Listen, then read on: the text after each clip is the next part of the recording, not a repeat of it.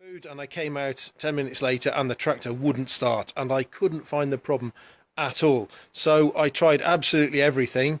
I drained the fuel system, looked for obstructions in it, I bled the injector pump, changed the filters, and went through every imaginable reasonable process to try to get the thing started, and I couldn't. So I came to the idea that it must be a very serious mechanical problem, and I was about to strip the tractor head off and go to tremendous lengths to rebuild the engine.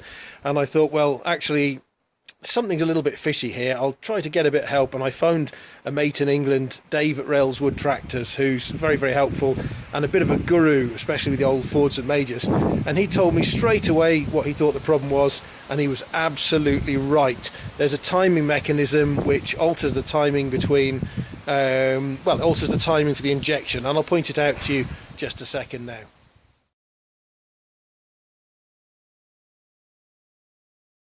So there is my beautiful Fordson Super Major tractor, and if we walk into the beastie I'll be able to show you what I'm talking about.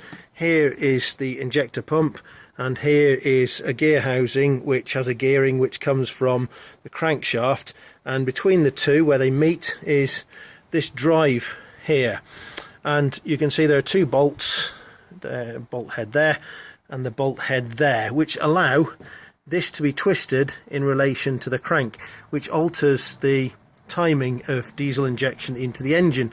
Now these bolts can work themselves loose, it's not uncommon at all, and that means the injection timing goes all wrong, and that means you can't start the engine at all, or you turn the engine over for ages and ages and ages, running down the battery, it fires up a little bit, it stops, and you tear your hair out in the end with frustration trying to work out what it is.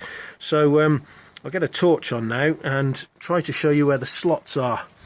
You can see a slot above that nut, or that bolt, and that slot to set the timing up reasonably so the tractor will run quite happily is about 8mm between the end of the slot and the washer.